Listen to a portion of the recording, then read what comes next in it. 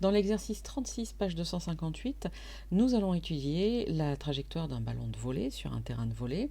C'est un extrait d'un sujet de bac, donc ça va nous donner une idée des questions qui peuvent être posées.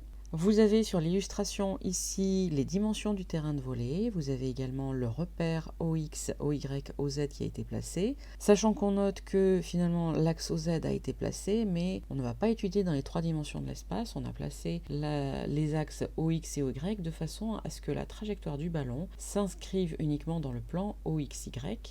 De cette façon, on va pouvoir travailler seulement sur les deux dimensions X et Y. Donc dans la première partie, on va largement faire l'étude du mouvement du ballon pour en sortir notamment les équations de trajectoire et des vitesses d'arrivée. On commence tout de suite avec la question 1. On nous demande d'exprimer les coordonnées du vecteur accélération du centre de masse du ballon après la frappe.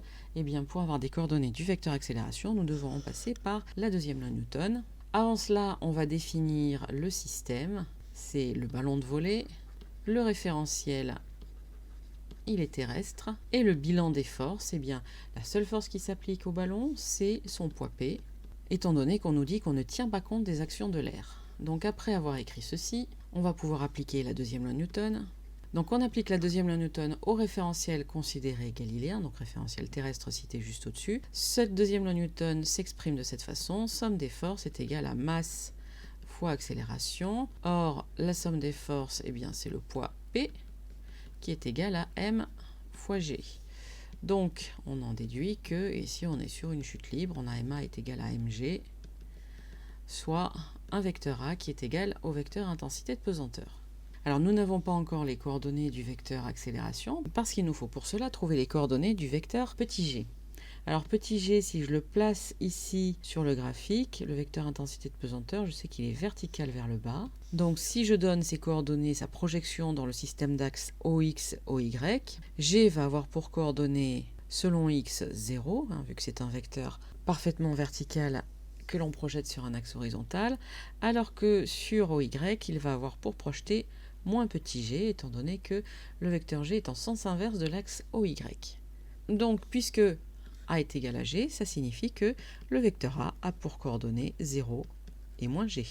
Nous continuons ensuite, on vous demande d'établir que les équations horaires du mouvement s'écrivent de la façon suivante. Donc là, typiquement, on vous les donne de façon à ce que vous puissiez avancer pour la suite, mais au cas où vous n'arriveriez pas à les démontrer, mais nous allons les démontrer. Alors, on a l'accélération. Donc ici on a AX et ici on a AY. Cela va nous permettre de trouver la vitesse, parce qu'on sait que pour trouver la vitesse, il faut faire la primitive de l'accélération. Donc on marque, on intègre A pour trouver V.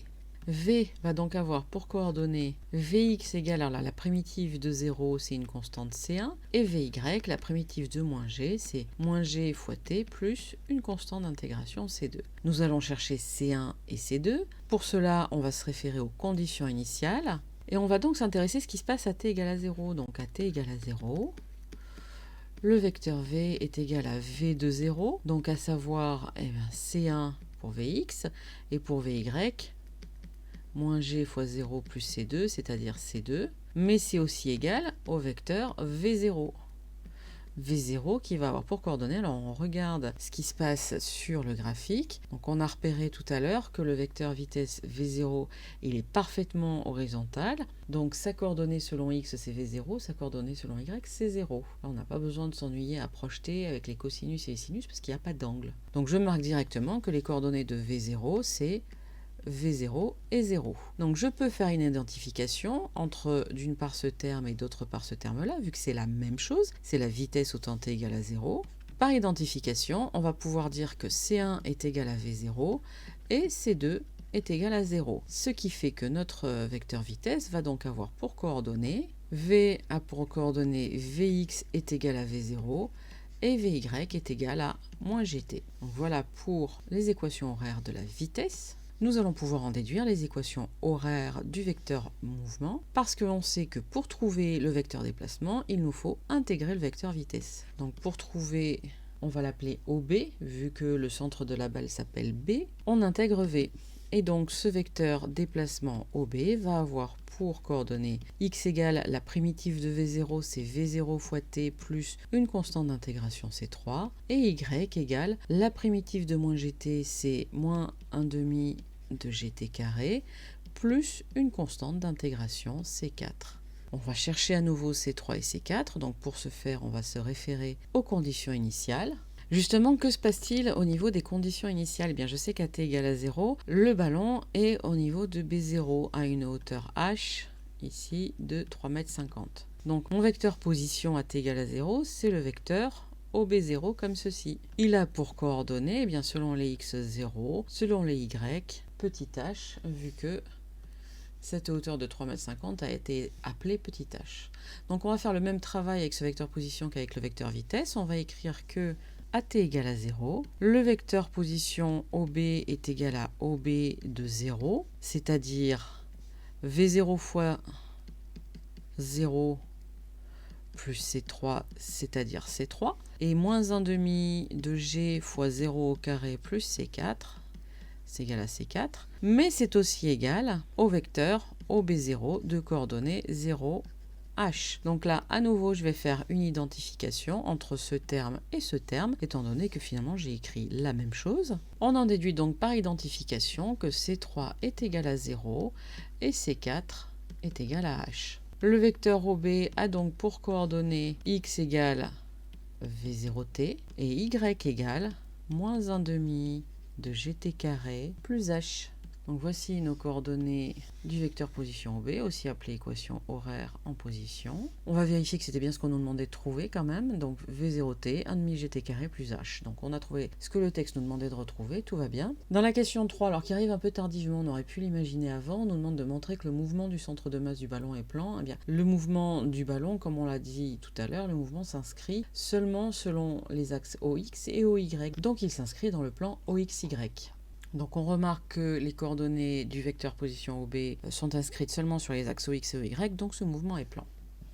Dans la question 4, on nous demande d'en déduire l'équation de la trajectoire. Alors en déduire, c'est en déduire de ce qu'on a écrit ici. Parce qu'en effet, pour avoir l'équation de la trajectoire, nous devons avoir les équations horaires de la position.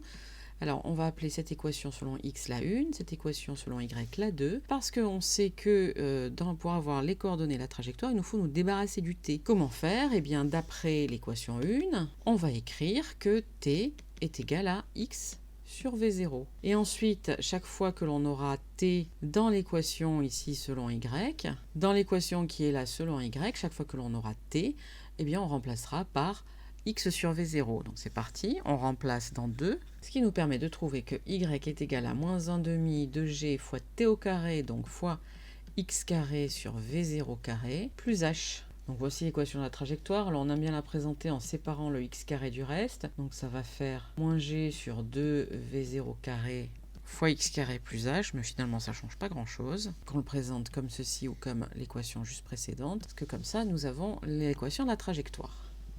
Dans la suite, dans les questions d'après, nous allons exploiter cette équation de trajectoire. Donc on vous dit qu'on admet que le ballon franchisse le filet, donc c'est-à-dire qu'il passe ici au niveau du filet à une heure donnée supérieure à 2,4 m. On vérifie qu'il va toucher le sol avant la ligne du fond. Donc la ligne du fond, c'est celle-ci. Donc en gros, on va vérifier que lorsque l'abscisse du ballon est égale à 18 mètres, puisque les deux lignes de fond sont séparées de cette distance, son ordonnée sera nulle ou alors au moins égale au rayon du ballon. Les deux possibilités étaient acceptées lors des corrections. En effet, si on représente le ballon, ici, alors de façon grossière, si on représente le ballon quand il arrive sur le sol, eh bien l'ordonnée de son centre de gravité ici est égale au rayon de la balle. Donc on va vérifier que ces deux choses sont compatibles, que lorsque l'ordonnée, le y du ballon est égal à rayon du ballon, son abscisse est égale à 18 mètres ou plus petit.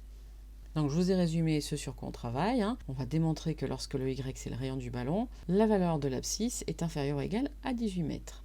À ce moment-là, on peut écrire l'équation suivante grâce à l'équation de trajectoire. Alors y, c'est, on a dit petit r, le rayon de la balle, est égal à moins g sur 2 v0 carré fois x, alors je vais l'appeler x sol pour l'abscisse du moment où le ballon touche le sol au carré, plus h. Donc ce que je cherche maintenant, c'est la valeur de ce x sol. Donc je vais l'isoler d'un côté de l'équation. Ça, c'est donc équivalent à écrire que moins g sur 2v0 carré fois x sol au carré est égal à petit r moins h. C'est équivalent à écrire que x sol au carré est égal à moins 2v0 carré sur g facteur de r moins h. c'est égal à, je vais distribuer le moins qui est devant, facteur de h-r. Et donc, pour avoir x sol tout seul, je vais faire la racine carrée de tout ça, de v0 carré sur g, multiplié par h-r. Alors normalement, on a tout. On connaît donc V0 à 21 mètres par seconde. On connaît petit h qui est à 3,5 mètres.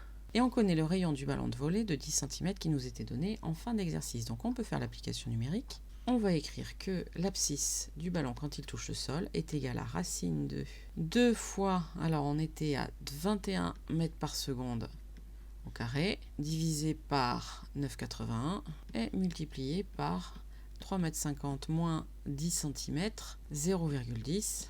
On trouve, alors la calculatrice donne 17,48, on pourra arrondir à 17,5, mais avec deux chiffres significatifs, on va être à 18 mètres, donc on va se permettre un petit écart sur les chiffres significatifs pour donner un résultat arrondi à 3 chiffres significatifs, à 17,5 mètres, vu que 18 c'est un peu sensible comme chiffre, parce que 17,5 mètres, c'est bien une abscisse du ballon quand il tombe sur le sol, qui est plus petite que 18 mètres, donc que la distance entre les deux lignes du fond. Donc ce qui signifie que le ballon tombe bien avant la ligne du fond. Il retombe dans le terrain de volley-ball.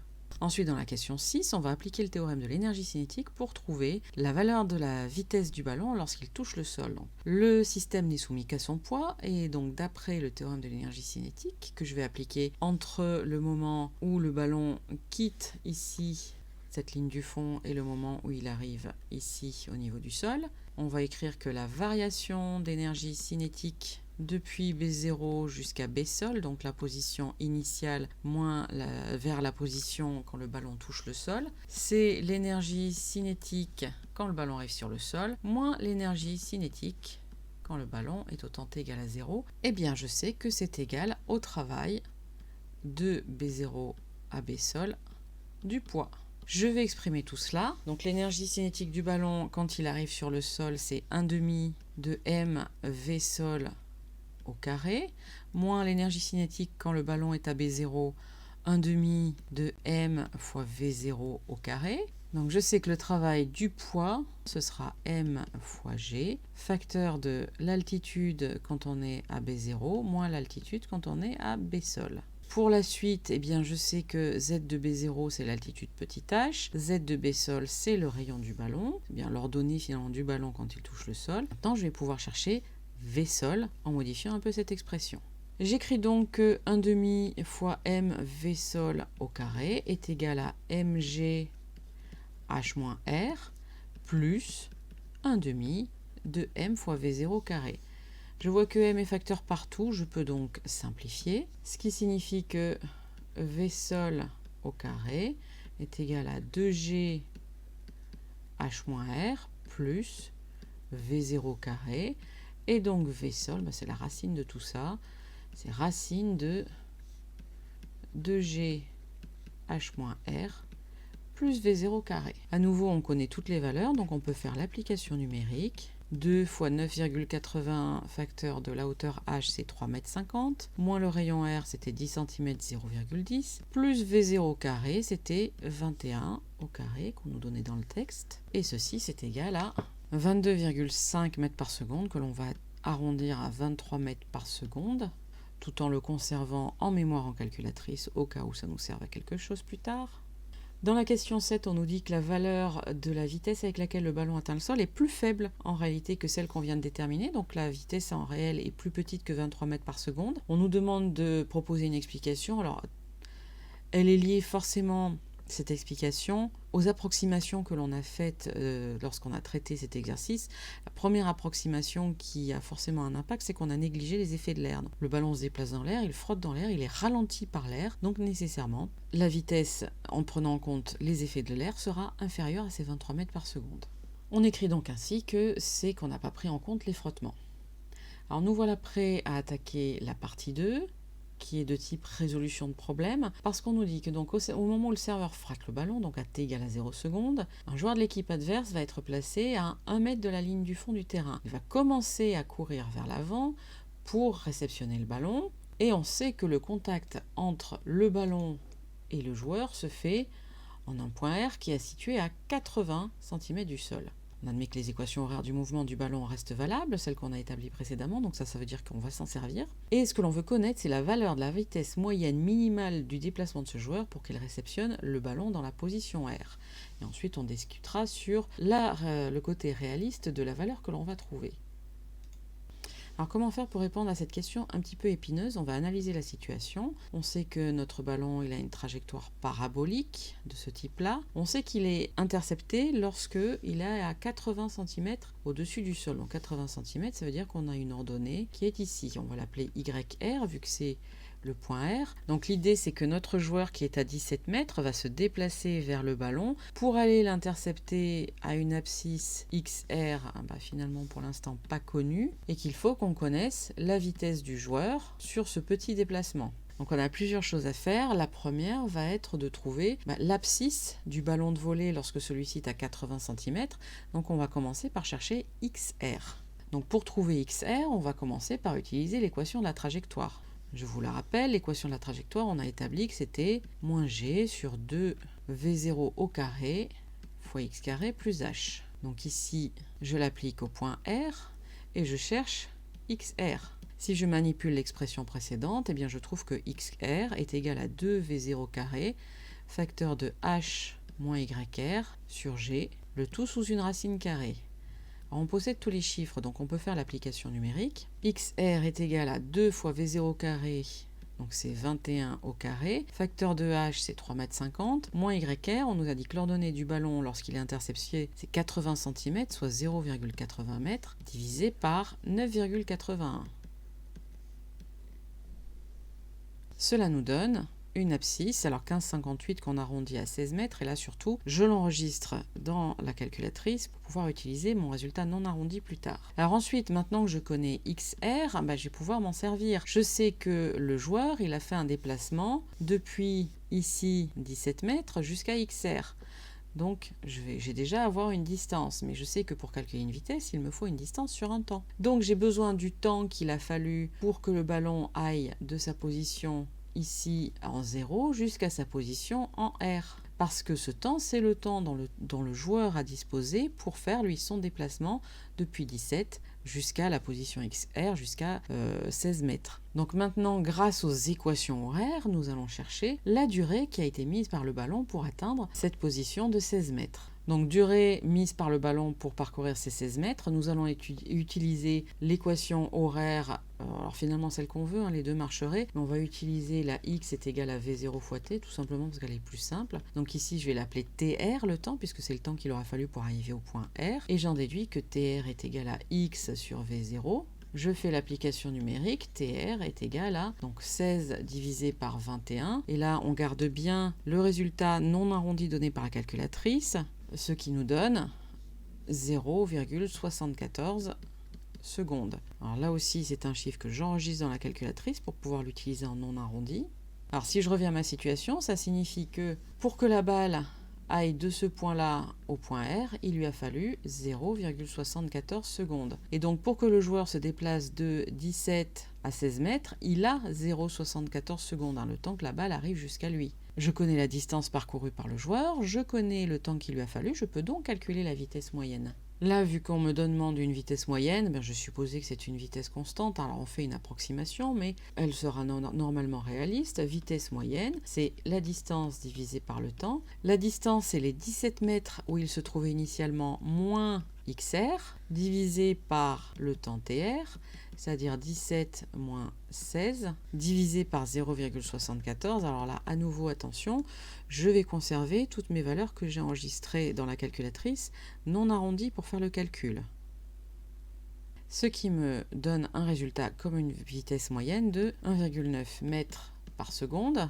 Donc nous avons un résultat, maintenant il faut qu'on finisse de répondre à la question. On nous demande si ce résultat semble réaliste. Alors 1,9 mètres par seconde, c'est peut-être pas très parlant. On va le convertir en kilomètres par heure. Donc pour convertir en kilomètres par heure, il faut que l'on multiplie par 3,6 et on arrive à 6,9 km par heure. Alors si on sait que un humain qui marche à une vitesse modérée, c'est environ 4 km par heure. On peut supposer qu'un joueur, un athlète qui est en train de courir 7 km par heure, c'est tout à fait accessible. Donc, a priori, cette valeur est plutôt réaliste.